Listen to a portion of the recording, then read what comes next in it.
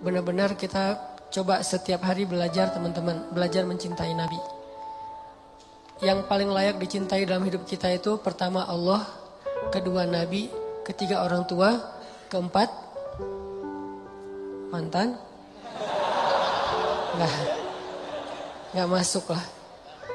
Keempat adalah pasangan dan keluarga kita, qurrata ayun.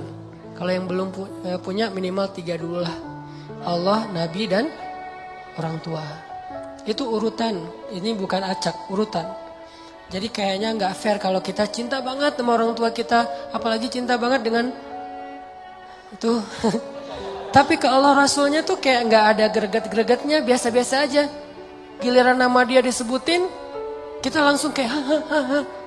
Giliran nama Allah disebutin biasa aja, nggak ada rasa wajilat qulubuhum. Nah ini kayak nggak fair menurut saya. Belajar deh. Pelan-pelan dibangun itu, takjub sama Allah, ingat betapa baiknya Allah sama kita. Takjub sama Nabi, ingat betapa baiknya Nabi sama kita. Kalau saya sekarang membiasakan setiap, karena saya pengen respect banget sama Nabi semampu saya, kalau sholat sama Nabi itu saya takzim, menghargai.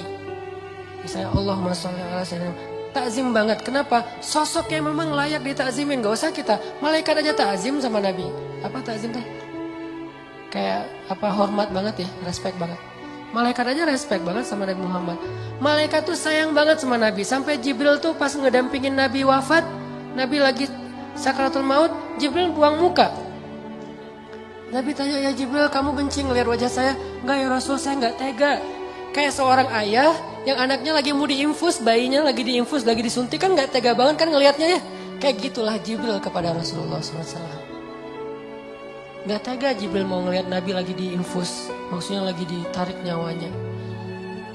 Apalagi Aisyah yang mangkuin Nabi, apalagi istri-istri Nabi yang lain yang ngelihat Nabi dalam keadaan susah. Ini keringat beliau, keringat dingin karena sakaratul maut. Nabi dalam keadaan kayak gitu, yang diingat siapa? Kita, ummati. Ya Allah gimana? Karena Nabi pengen make sure ke Allah kalau nanti di akhirat beliau bisa mensyafaati kita. Itu deal-dealannya Nabi terakhir. Maaf saya gak mau promosi. Saya juga gak nonton soalnya. Cari di YouTube. Deal-dealan Nabi sama Allah yang terakhir itu adalah make sure kalau Nabi itu bisa syafaatin umatnya. Itu tuh deal-dealan Nabi sama Allah yang terakhir loh. Ya Allah, beri saya kesempatan mensyafaati umat saya. Beri kesempatan umat saya masuk surga duluan. Umat saya.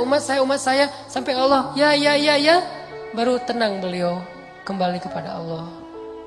Itu permintaan terakhir Nabi. Kalau kita kan permintaan terakhir mungkin gak akan keingat orang lain. Jangankan orang lain, mungkin keluarga aja gak ingat. Pasti diri sendiri yang kita pikirin kan. Kalau Nabi yang dipikirin orang yang gak kenal sama beliau. Terus kita kenapa masih kikir untuk berselawat sama beliau? Beliau aja yang gak kenal sama kita terus berusaha untuk memberi syafaat buat kita. Masa salawat aja males? Sallallahu alaihi wasallam. Dan kenabian beliau memang luar biasa. Saya baru dengar ada sebuah cerita nih, keren nih. Dulu tuh ada seorang laki-laki namanya Ahban. Ahban ini penggembala domba gitu. Lagi menggembala domba ya. Tiba-tiba ada seekor serigala naik ke atas puncak bukit. Terus bicara kayak manusia. Ini di zaman Nabi. Seekor serigala naik ke atas bukit, ngelihat domba yang banyak digembalain sama Ahban. Dia bilang, ya Ahban, kenapa kamu menghalangi dan menghalangi saya dari rezeki yang Allah tentukan untuk saya? Kata serigala, mana rezekinya? Domba. Kan dikawal terus sama Ahban nih. Sehingga serigala gak bisa mendekat. Sehingga serigala ngeluh gitu, curhat gitu teh. Wahai Ahban, Ahban gitu. Kenapa kamu menghalang-halangi rezeki Allah untuk saya berupa domba-domba? Ahban lihat kanan kiri, mana orang yang ngomong? Kata serigala, saya, iya saya, kata serigala teh. Oh kamu? Ajaban. Mengagumkan sekali serigala bisa bicara seperti manusia. Kata Ahban, kata serigala, ada yang lebih mengagumkan daripada ini. Apa? ada seorang laki-laki di Madinah dan dia adalah utusan Allah. Dialah yang paling mengagumkan, lebih gempar daripada serigala bisa ngomong. Beneran, nih Ahban ini orang Madinah, dia nggak tahu tentang kenabian Rasulullah. Pulanglah dia ke kampungnya, nanya tentang Muhammad, tentang kenabian, datanglah kepada Rasulullah. Begitu Ahban bertemu dengan Rasulullah, Rasulullah tersenyum dan mengatakan, apa yang dikatakan serigala itu kepadamu, wahai Ahban? Dia makin kaget. Ya Muhammad, bagaimana kamu tahu tentang apa yang saya bicarakan dengan serigala? Allah subhanahu wa ta'ala yang maha tahu segala sesuatu. Akhirnya asyhadu an la ilaha illallah wa annaka rasulullah. Banyak banget bukti-bukti kebesaran itu. Jadi nggak usah ragu lagi bahwa Muhammad sallallahu alaihi wasallam adalah utusan Allah, orang terpilih yang Allah aja udah maafin kesalahan beliau tapi nggak menyebutkan kesalahannya. Tapi Allah maafin, tapi nggak disebutin kesalahannya. Saking mulianya Rasulullah sallallahu alaihi wasallam. Jadi teman-teman yang dirahmati Allah, mudah-mudahan walaupun ini disebut prolog, tapi ini juga bagian dari konten penting buat kita sadari. Syukuri nikmat berislam kita, nikmat hidayah, taubat, hijrah kita. Nanti Allah akan tambahkan. Suasana keislaman itu adalah nikmat yang paling besar yang Allah berikan kepada hambanya. Ketika suatu negeri bisa berislam dengan nyaman, berarti negeri itu dapat nikmat yang paling besar yang pernah diberikan kepada manusia. Karena dikasih harta, belum tentu negeri itu nyaman. Buktinya beberapa negara maju yang kita lihat futuristik banget, angka bunuh dirinya tinggi. Bukan berarti nggak penting ya, penting. Cuman itu doang nggak cukup. Dikasih alam yang indah, kalau nggak bisa dikelola malah jadi musibah. Tapi kalau dikasih keislaman dan hidayah, maka Allah SWT akan cukupkan yang lain-lain. Harta akan diberkahi, alam akan diberkahi, sosialnya akan diberkahi. Semua jadi berkah gara-gara keislaman. Tapi kalau Islam dicabut, keberkahan itu juga akan hilang. Walaupun kita punya materi-materi itu. Sama kayak keluarga. Kalau keluarganya soleh, Allah cukupkan rezekinya. Allah bahagiakan hatinya. Allah sehatkan tubuhnya. Allah nyamankan suasana keluarganya. Tapi kalau orang dikasih harta doang tapi gak dikasih kesolehan di dalam keluarga itu, justru harta penyebab kekacauan di dalam keluarga itu. Syukuri nikmat berislam. Yang kedua, cintai Rasulullah Sallallahu Alaihi Wasallam. Semoga kelak di akhirat kita bisa benar-benar menatap wajah Nabi. Oh, ini yang namanya Rasulullah Muhammad. Pantesan kok seluruh dunia itu kagum kepada beliau. Tajdid, perbaharui. Kalau saya memperbaharuinya kadang-kadang selain dengan baca sirah, baca hadis. Karena iman kita kan lemah ya. Harus dicas itu bukan mingguan, bulanan, harian kayaknya. Kalau sahabat mingguan cukup, kita harian. Karena cepat banget dropnya. Kayak handphone udah rusak. Baru dicas udah ngedrop. Tadi siang baru dicas. Jam 2 siang, jam 1 dicas, jam 2 udah tinggal 5%. Nih handphone hati kita ini lagi ngedrop. Cas lagi. Salah satunya saya kadang-kadang ngecasnya lewat kayak nasyid-nasyid, lagu-lagu tentang keistimewaan Nabi, kayak Nabi itu tersenyum. Tadi sore pas lagi jalan ke sini di mobil dengerin tabassum atau tabassam. Nabi itu suka senyum. Kenapa kamu kok kerung?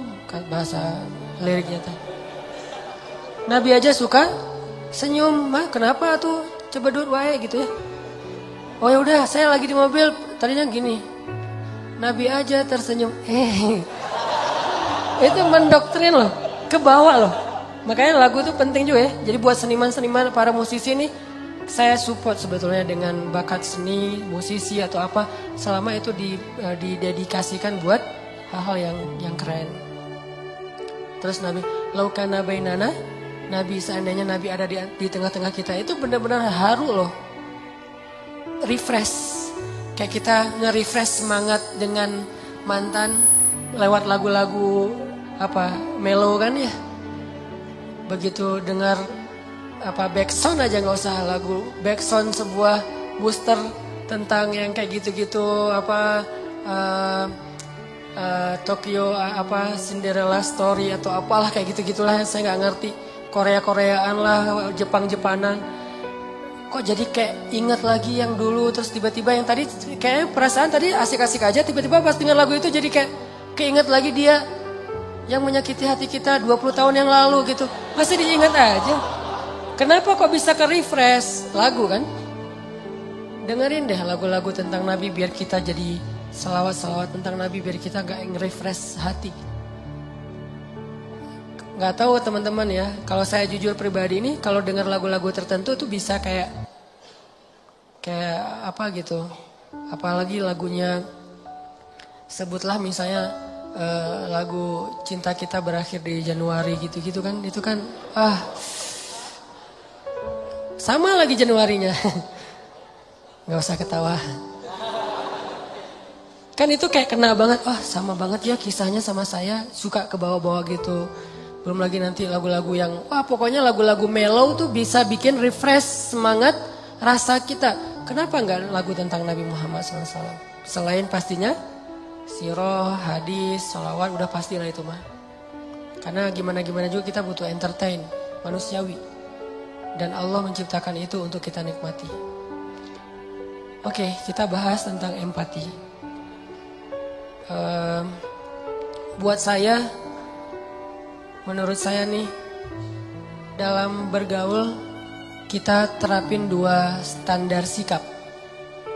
Sikap kita ke orang sama sikap orang ke kita. Gimana cara kita merespon itu? Gimana cara kita bersikap ke orang lain? Gimana cara kita ngerespon sikap orang lain kepada kita? Itu 2 standar yang berbeda. Jangan disamain dan jangan dibalik. Kalau sikap kita ke orang, maka sikap yang paling baik kita tunjukkan itu adalah sikap empati. Dalam bahasa Arab itu disebut dengan ra'fah. Apa itu ra'fah? Pengertian. Ra'fah itu jaga perasaan. Ra'fah itu gak pengen ngerepotin. Ra'fah itu gak pengen nyakitin. Ra'fah itu gak pengen nyinggung. Ra'fah itu gak pengen ngebebanin. Mungkin salah satunya empati. Itu sikap kita ke orang lain. Ini yang diajarkan Nabi SAW kepada kita. Tapi kalau orang ke kita, sikap kita adalah syarhus sadar. Apa syarhus sadar? Lapang dada, legowo kalau kata orang Jawa. Syarhus sadar. Alam nasyrah laka sadrak. Kalau kita ke orang, ra'fah, jaga perasaan dia. Kalau orang ke kita, lapang dada. Jangan dibalik. Kalau kita ke orang, berharap dia lapang dada. Kalau dia ke kita, berharap dia empati. Ini egois nih. Ra'fah dong, jangan. Kalau orang ke kita jangan minta dia supaya ra'fah, tapi minta supaya kita bisa berlapang dada terhadap kekurangan dia. Kan enak nih. Tapi giliran kita ke dia, kita ra'fah. Tapi kalau dibalik, giliran orang ke kita, harusnya dia ra'fah sama saya Ustadz, tapi dia tuh gak pengertian banget. Ini kebalik. Terus giliran kita ke orang lain, ya dia harusnya kan berlapang dada, kan saya manusia biasa, dibalik lagi. Sikap ini yang selama ini ketuker. Jadilah banyak chaos. Kita dengan pasangan, kita dengan teman kos-kosan, dengan teman kuliah, dengan dosen, dengan murid, dengan orang tua bahkan. Orang tua meminta anaknya supaya ra'fah kepada dia dan dia berharap anaknya juga lapang dada terhadap dirinya. Ini nih, anak juga kayak gitu ke orang tua, gak bisa. Makanya empati itu saya berharap gak bisa utuh kalau kita hanya bahas empati. Takutnya nanti kita berharap orang lain yang empati ke kita. Gak gitu, kita yang empati ke orang lain. Makanya ada hadis kita ke orang, ada hadis orang ke kita. Kayak yang dulu saya bilang, hadis tentang doa orang yang terzalimi itu diijabah kan ya. Itu buat siapa? Itu bukan hadis buat, wahai orang-orang yang sedang terzalimi. Terutama yang baru aja diputusin dengan bahasa-bahasa yang gak enak. Bukan untuk mereka, untuk yang mutusin. Lo yang menzalimi, doa orang yang terzalimi itu diijabah loh, hati-hati gitu.